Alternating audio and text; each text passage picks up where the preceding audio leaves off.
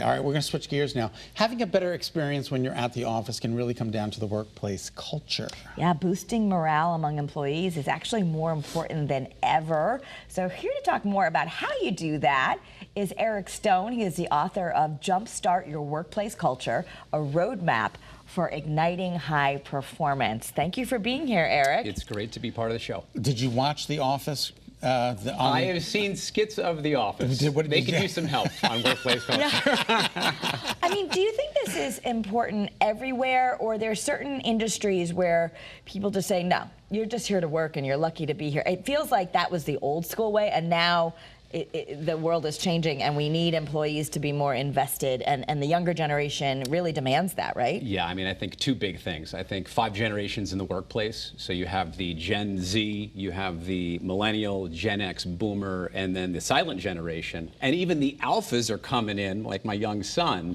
in part-time in the workplace. So there's 5, they all value different aspects of what's important to them within work. The younger generation's purpose-driven, maybe not necessarily financially driven. Oh. And then the second is the flexibility debate. This, ever since the pandemic for sure, is what is the best way to be innovative, collaborative, productive, in-person, remote, or hybrid? That shocks me, though, that the younger generation is not interested in as much as money as maybe time and time off or things like that.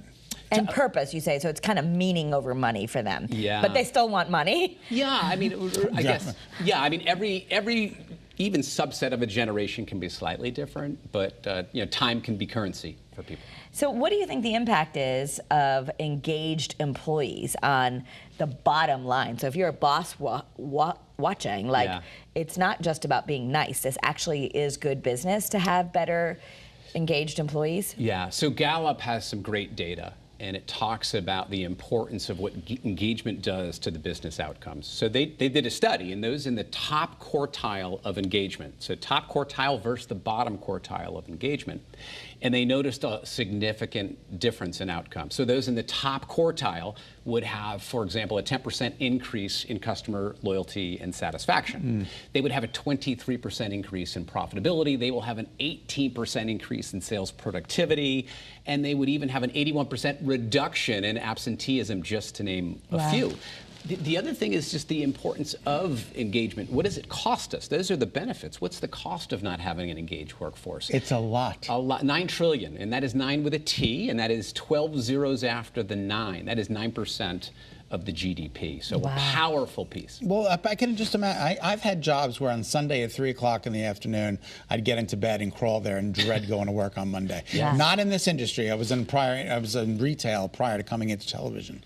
Now I look forward to getting up and engaging with my managers and engaging with my coworkers, and that makes all the difference to me. I wouldn't be here if I didn't love this company. Absolutely. You're not the only one who is having those nightmares that they'd have on the Sunday dreaded night. Monday, That's right? right. It's they awful. call them the Sunday scaries The and all Sunday that. scaries. Great leadership avoids some of those Sunday scaries. So how do you create it? What would be your top few things that really need to happen to create that? So I'll give you 5 key factors of employee engagement that any organization can use. The first one is you got to encourage a strong relationship with your manager. So from the new hire process all the way through your one-on-ones, whatever it is that you're doing to create a strong relationship along your organization is the first. The second is you have to clearly communicate your goals and expectations. And again, everyone should have a role, and hopefully people can star in that role. The third is as simple as you got to supply people the right material, equipment, and information in order to achieve the desired outcome. Critical, you know, they always say genetics loads the gun, environment pulls the trigger. So you hang out with 5 people who believe deeply in training, you will be the 6th. The fourth is encouraging personal and professional growth. So not just all about the bottom line, but understanding some of the things that, Scott, that you might want to do personally within your life.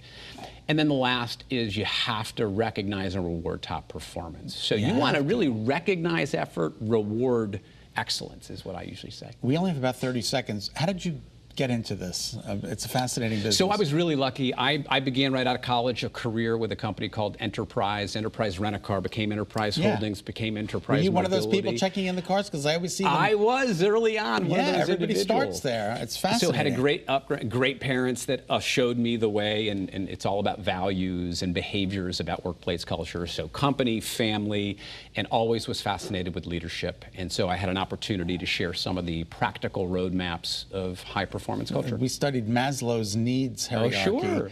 in college. Look at that. Yeah. There you go. Yeah. Coming back. Yeah. Well, So, thank you, Eric. If you My want to learn pleasure. more about this, Eric's book, Jumpstart Your Workplace Culture, is available now. For more information, you can visit ericdstone.com. Eric D like dog, stone.com. Yeah. There you go. Thank you so much. you so Come much. back. It was Pleasure. Fascinating Absolutely. talking to you. Yeah. Thank